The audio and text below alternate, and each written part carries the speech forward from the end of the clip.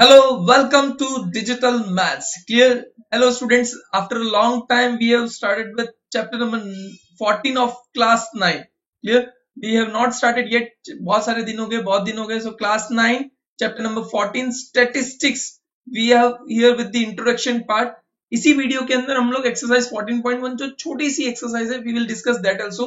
So you are most welcome on Digital Maths and see, like this video, share these videos. And please comment the videos. Comment करना जरूरी है. आपको समझ में आ रहा है तो भी कमेंट करो, नहीं समझ में आ रहा है तो mention where is the problem. So at least I must be knowing. And हाँ, चैनल को सब्सक्राइब करना ना भूले. Main thing is that subscribe the channel and share with your all the friends. Please see, Akash sir को आप famous करना चाहते हैं तो प्लीज डिजिटल मैथ्स को इतना फेमस कीजिए कि आपको लगे कि हाँ, we have learn from Akash sir. Clear? So let's move on to the exercise. What we are going to cover in this content, so that is what is statistics we are going to cover, representation of the data, organizing the data, then grouping the data, bar graph, histogram, frequency polygon, mean, mode and median. These are the intro. This is the introduction video in which we are going to cover all these things, and then we will go with one by one exercises how we will discuss. So first of all, what is statistics? So statistics, it is collection of different types of information or data, and analysis of the data and calculation is known as statistics. यानी सिर्फ data collect करना is not statistics. Data collect करने के बाद उसके ऊपर analysis करना, उसके ऊपर कैलकुलेशन करना, that is known as statistics. और मेनली स्टेटिस्टिक्स कहाँ काम आता है?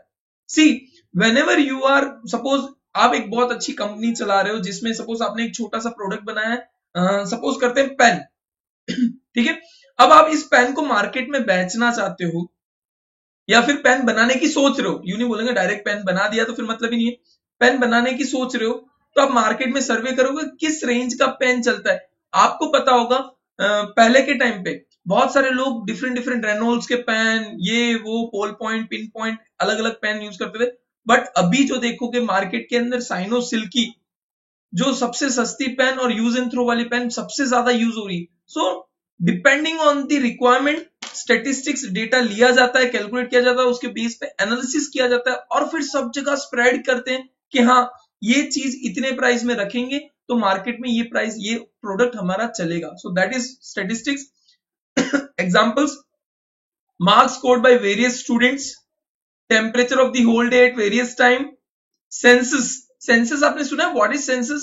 सेंसस मतलब आपने सुना होगा कि इंडिया के अंदर every 10 years they calculate the whole population, that is known as census. यानी सारे के सारे पॉपुलेशन कैलकुलेट करना 2011 में हुआ था. Now it would be going to be taken place in 2021.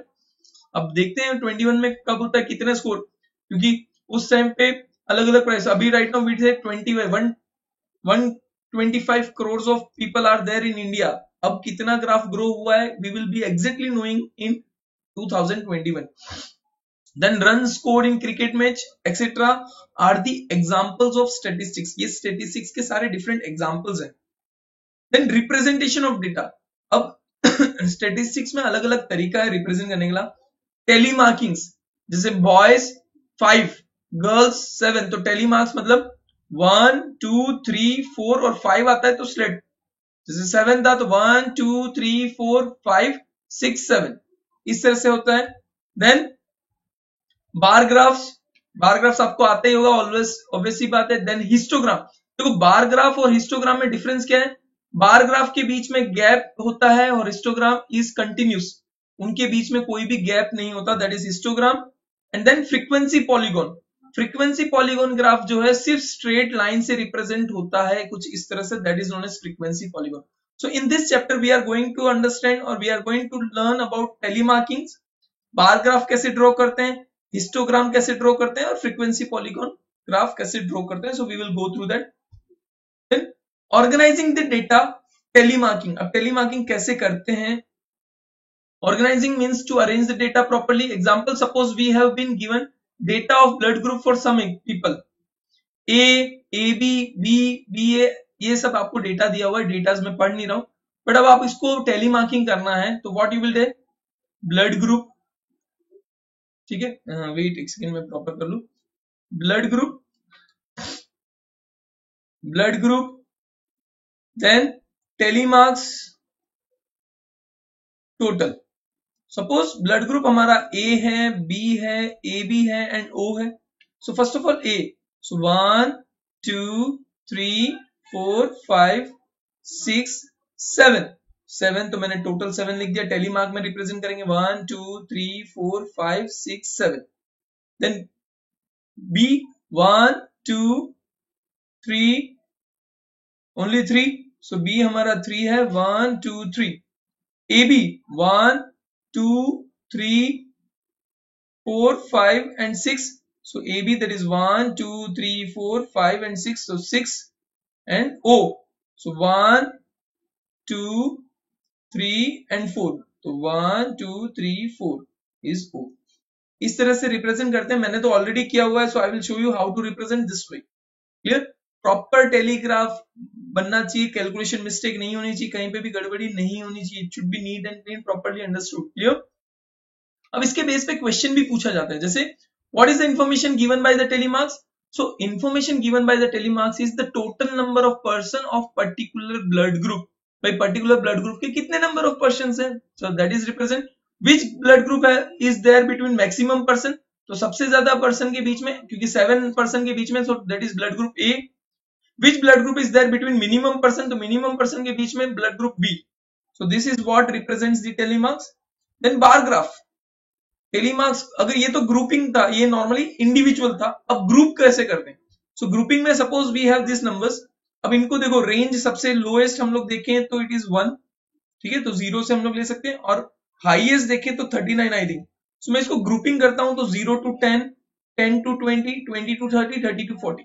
अब मेन चीज ध्यान रखना है, whenever we are ग्रुपिंग का मतलब एक रेंज क्रिएट करना जिसके बीच में आता है. सो 0 to 10 अगर है, so 10 would be not included in this class.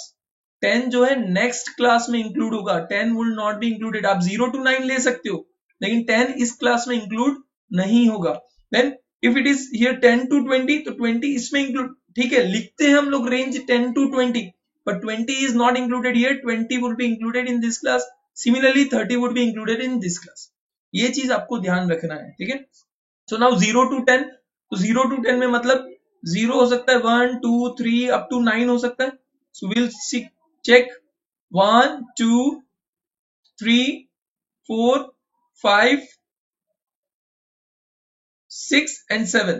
So 7 tally markings तो आपको करना, आप समझ में आ गया हो कैसे करना है. So I have shown you. Then 10 to 20. 10 to 20 में आएगा 10 से लेके 19 तक. सो 1 2 3 4 5 and 6. So 6 हमारा हो गया. Then 20 to 30 means 20 से लेके 29 तक. So 1 2 3 4 5. So 5. Okay. Then 30 to 40 means 30 to 39. 40 को इंक्लूड नहीं करेंगे. So 1 2 3 4 5. So 5. So this is how we represent. उसके बेस पे भी क्वेश्चन हो सकता है. What is the information given by the data? The information given by the data is the number of marks obtained by the number of students in particular range. Marks obtained by number of students in particular range. And which range have same number of students? So range 20 to 30 and 30 to 40. That is 5 students. They have both the same number of students. Which range of marks have maximum students? So range 0 to 10 range have maximum number of students. So ये grouping था. Now upper limit and lower limit क्या होता है. So suppose ये table है, इसके अंदर जो ये हायर ऑर्डर, जैसे 0 to 10 बड़ा कौन सा है, 10 बड़ा है. 10 to 20 बड़ा कौन सा है, 20. 20 to 30 बड़ा कौन सा है, 30. 30 to 40 बड़ा कौन सा है, 40. So 10 20 30 and 40 are the upper limits and lower limit मतलब 0 10 20 30. So lower limits are 0. मतलब लेफ्ट हैंड साइड वाले lower limit and right hand side वाले अपर लिमिट होंगे, ये ध्यान रखना है. Next class size. Class size का फॉर्मूला होता है upper limit minus lower limit. Upper limit minus lower limit. Upper limit हमारी क्या है, सपोज इस क्लास की बात करें तो 10. लोअर लिमिट क्या है, 0. तो 10 माइनस 0 कितना होगा, दैट इज इक्वल टू 10. यहाँ पे अगर करें 20 minus 10 that is equal to 10। वैसे तो हर एक रेंज सेम होनी चाहिए, अगर रेंज अलग होता है तो हमको फाइंड करने में डिफरेंस हो सकता है। Clear. Class mark, class size समझ में आई। क्लास मार्क यानी इसको हम लोग बोलते हैं एक्सआई। क्लास मार्क को एक्सआई भी बोला जाता है कई बार। तो क्लास मार्क, क्लास साइज को भी एच से रिप्रेजेंट करते हैं, कहीं एल से रिप्रेजेंट करते हैं, but we will represent with H suppose अगर रिप्रेजेंट करते हैं तो भी। सो एक्सआई क्लास मार्क का फॉर्मूला होता है upper limit plus lower limit upon 2। ठीक है, जैसे कि यहाँ पे 0 to 10, तो क्लास मार्क क्या होगा 0 प्लस 10 अपॉन 2 यानी 10 upon 2 that is equal to 5 हो गया। 10 to 20, तो 10 प्लस 20 अपॉन 2 यानी 30 upon 2 that is equal to 15 हो गया। 20 to 30, 20 to 30 upon 2 plus that is 50 upon 2 यानी 25।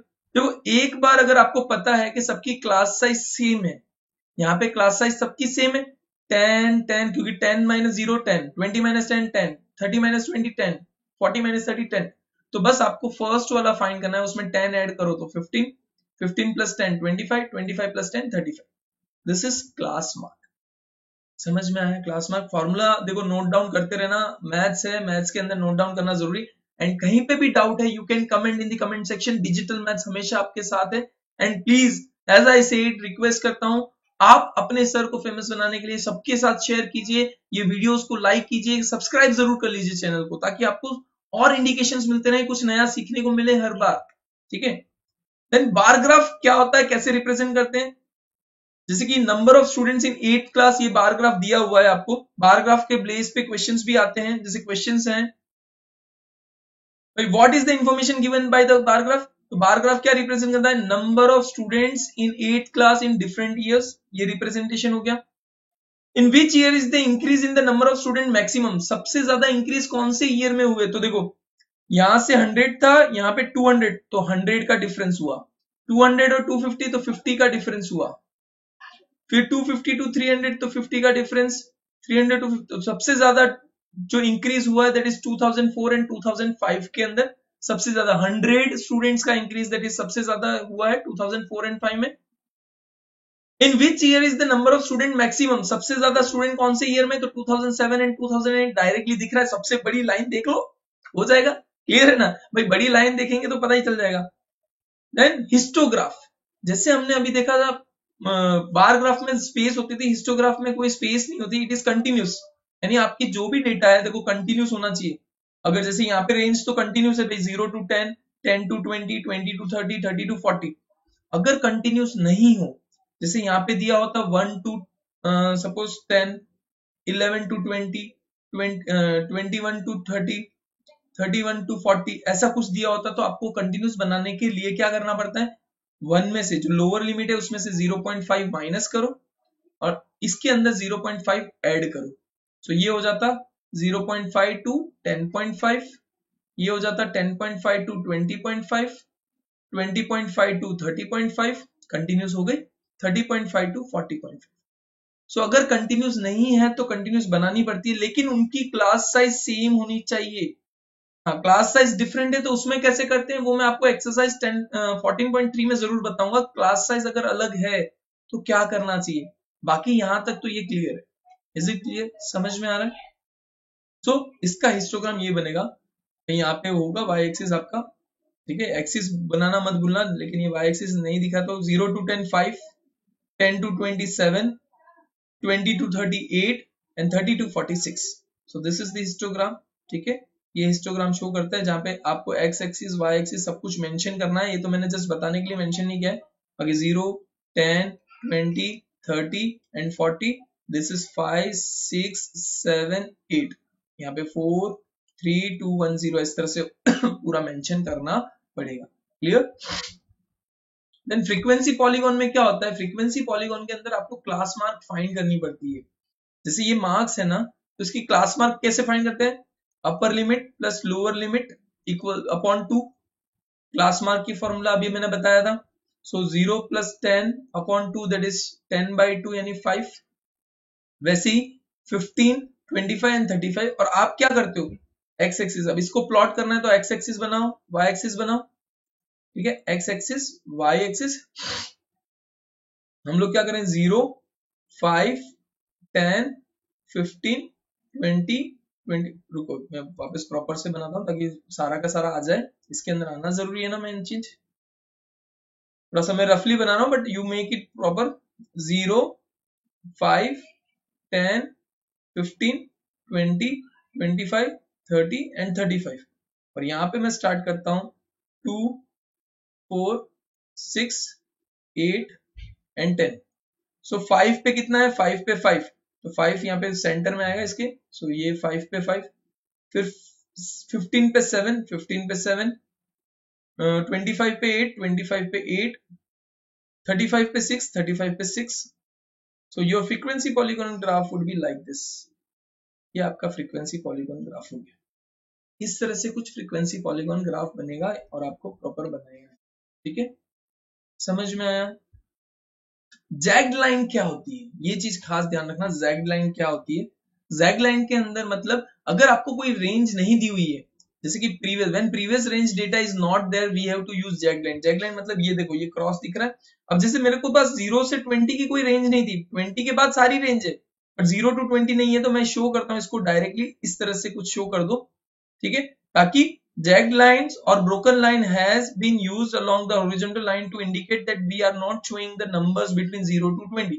0 से 20 के बीच वाले नंबर्स हम लोग शो नहीं कर रहे हैं, उसको रिप्रेजेंट करने के लिए jagged line का यूज करते हैं। चलिए, क्लियर है, समझ में आया जो भी डेटा। अब हम लोग देखते हैं क्या होता है टाइप्स ऑफ सेंट्रल टेंडेंसी। जो मीन, मोड, मीडियन की बात हुई थी, सेंट्रल टेंडेंसी में 3 टाइप्स होते हैं, मीन, मोड एंड मीडियन। अब सेंट्रल टेंडेंसी मतलब एक्यूरेट वैल्यू फाइंड करने के लिए, बीच की वैल्यू फाइंड करने के लिए कि भाई मेरा पेन किस प्राइस में मुझे रखना चाहिए ताकि अच्छे से बिक सके। ठीक है, एवरेज बोल सकते हैं, जैसे जिसमें मीन जो होता है एवरेज, मोड जो होता है repetition of maximum frequency, repetition of frequency या जो भी नंबर है उसका सबसे ज्यादा जो रिपीटेशन हो रहा है वो, और मीडियन होता है मिडिल पॉइंट, मिड पॉइंट बोल सकते हो। ठीक है, हर एक चीज को कैसे करते हैं वो मैं आपको बताता हूं। फर्स्ट ऑफ ऑल मीन, जैसे ये सारा डेटा है, मीन क्या होता है? मीन मींस एक्स बार से रिप्रेजेंट करते हैं, that is equals to, mean को रिप्रेजेंट किससे करते हैं? एक्स बार से रिप्रेजेंट करते हैं, that is sum of observation, जो भी ऑब्जर्वेशन दिया हुआ है उन सबका एडिशन, मतलब ये सारे ऑब्जर्वेशन है इनका addition upon number of observation. ठीक है, sum of observation upon number of observation. ठीक है, तो सम ऑफ ऑब्जर्वेशन मतलब इन सबका addition, 27 plus 28 plus 44 plus 43 plus 17, 12 plus 26 plus 26 plus 24 plus 30। मैंने ऑलरेडी एडिशन किया हुआ है 270, आप लोग एडिशन करके कोशिश करना। Just for an example, total number of observation that is 9, 1 2 3 4 5 6 7 8 9। So mean आपका हो जाता है sigma x I. Sigma x i मतलब सम ऑफ ऑब्जर्वेशन, सिग्मा का मतलब होता है सम, और एक्स आई मतलब sum of each and the observation. इनको एक्स आई, ये x1 है, x2 है, इस तरह से। तो सिग्मा एक्स आई यानी सम ऑफ ऑब्जर्वेशन, एन मतलब नंबर ऑफ ऑब्जर्वेशन। तो 270 upon 9 that is equals to 30। तो मीन आपका हो गया 30। अब इसी डेटा के लिए अगर हमको मोड फाइंड करना है, मोड का मतलब क्या होता है? Repetition, maximum time repeating. तो अब इसमें से चेक करो कौन सा सबसे ज्यादा रिपीट हो रहा है। ऑब्वियसली बात है 26 आपको दिख रहा है, सो 26 in above example 26 is repeating 2 times, therefore mode is 26। जो नंबर, जो ऑब्जर्वेशन ज्यादा बार रिपीट हो रहा है that is your mode. Then median, median का होता है मिड पॉइंट। अब इसमें थोड़ा सा क्या करना होता है, पहले इसको असेंडिंग ऑर्डर में अरेंज करो। Median means middle observation, arrange observation इन असेंडिंग ऑर्डर। जो भी ऑब्जर्वेशन दिया हुआ है उसको पहले असेंडिंग ऑर्डर में करना जरूरी है, कंपलसरी है। So we will arrange in ascending order. ये मैंने असेंडिंग ऑर्डर में अरेंज कर दिया, 12 24 26 26 28 30 37 43 44। अब मीडियन में क्या होता है, depends on number of observation कितने हैं उसके बेस पे अलग अलग फॉर्मूला है। नंबर ऑफ ऑब्जर्वेशन कितने हैं उसके बेस पे अलग अलग फॉर्मूला है। जैसे अगर 1 2 3 4 5 6 7 8 9 मतलब ऑड नंबर ऑफ ऑब्जर्वेशन है तो अलग, इवन नंबर ऑफ ऑब्जर्वेशन है तो अलग। कैसे होगा? First of all, if even number of observation होते, अभी तो ऑड है लेकिन इवन नंबर ऑफ ऑब्जर्वेशन होता, तो n/2 observation plus n/2 plus 1 observation upon 2। यानी जैसे कि सपोज इवन में मेरे 10 ऑब्जर्वेशन है तो यहाँ पे होता 10/2 observation plus 10/2 upon 10/2 plus 1 observation upon 2, यानी fifth observation plus 5 plus 1 observation upon 2, यानी फिफ्थ प्लस सिक्स्थ अपॉन 2। अब यहाँ पे फिफ्थ और सिक्स कौन सा है, 1 सॉरी ये असेंडिंग में देना है, 1 2 3 4 5 28 एंड 30। सो ये हो जाता 28 प्लस 30 अपॉन 2, यानी 29 इसका मीडियन होता अगर ऑब्जर्वेशन इवन होते तो। लेकिन यहाँ पे ऑड है, ऑड होता है तो डायरेक्टली n+1/2 तो ऑब्जर्वेशन। तो यहाँ पे इफ यहाँ पे क्या है, ऑड ऑब्जर्वेशन है, 1 2 3 4 5 6 7 8 9, ठीक है 9 है। So what we will do, 9 + 1 upon 2th observation, that is 10/2 equals to fifth observation. Fifth observation कौन सा है, तो 1 2 3 4 5, यानी 28 फिफ्थ ऑब्जर्वेशन लिखने का यहाँ पे, यानी 28 हुआ, तो मीडियन हमारा क्या हो गया, 28। चलिए समझ में आया, नहीं समझ में आता है तो मोबाइल आपके हाथ में चाबी है, बस थोड़ा सा रिवर्स कीजिए, वापस देखिए और अच्छे से। अभी तो जस्ट मैंने इंट्रोडक्शन पार्ट किया है, जब एक्सरसाइज सॉल्व करेंगे तब और क्लियर हो जाएगा, don't worry. So will start with exercise 14.1, थोड़ी छोटी सी एक्सरसाइज है, इजी एक्सरसाइज है। So exercise 14.1, give 5 examples of data that you can collect from your day to day life. भाई डे टू डे लाइफ में से कौन से डेटा कलेक्ट कर सकते हैं, तो 5 examples are number of students in our class, number of centuries scored by player in number of balls, temperature of daily routine, election obtained from television or newspaper, literature written in history। ये 5 चीजें हम लोग day to day life से collect कर सकते हैं, क्योंकि number of students of class, yes, century score by players कर सकते हो, अभी तो आईपीएल का जमाना है तो you can, temperature of daily routine, election from newspaper और हिस्ट्री। अब इसी के बेस पे सेकंड क्वेश्चन क्या है, classify the data in question 1 above as primary और सेकेंडरी डेटा। अब पहले आपको पता होना चाहिए प्राइमरी डेटा क्या होता है। Primary data when the information was collected by the investigator herself और हिमसेल्फ, यानी हम खुद, अगर जो इन्वेस्टिगेशन कर रहे हैं, जो सर्वे कर रहा है, वो खुद डेटा कलेक्ट करता है तो that is known as primary. And secondary data when the information was gathered from a source which already had the information stored, the data obtained is called secondary data। जो पहले से data store था उसमें से अगर हम लोग information ले रहे हैं, that is known as secondary data. ठीक है, तो 5 एग्जांपल्स जो हमने डे टू डे लाइफ में लिए थे, ये 5 एग्जांपल थे। इसमें से आपको बताना है प्राइमरी कौन सा है, सेकेंडरी कौन सा है। देखो number of student in our class, ये प्राइमरी होगा क्योंकि हम खुद कर सकते हैं। Number of century scored by the player in number of balls, ये हम खुद नहीं करते, हम लोग पुराना प्रीवियस रिकॉर्ड देखते हैं तो इसको हम लोग सेकेंडरी देंगे। टेम्परेचर ऑफ डेली रूटीन, ये हम खुद कर सकते हैं, primary. Election obtained from newspaper, तो ये सेकेंडरी, क्यों न्यूज़पेपर से मिला है हमको। और literature written in history, history में जो लिखा हुआ है वो सेकेंडरी होगा। So this are, so primary data are 1 and 3 and secondary data are 2 4 and 5। चलो clear. So thank you very much. This was end of the introduction part and exercise 14.1. 14.1 was small, so मैंने यहीं पे खत्म कर दी। Please share these videos with everyone। और आपको समझ में आया है, पता चला हुआ है, तो just make a note और write a comment that I have understood। कुछ भी हो कमेंट मैक्सिमम जितना ज्यादा पॉसिबल है, लाइक शेयर कमेंट कीजिए ताकि this channel goes at a growth rate, आपके सर को एक पहचान हो। Thank you very much. Bye bye. Take care.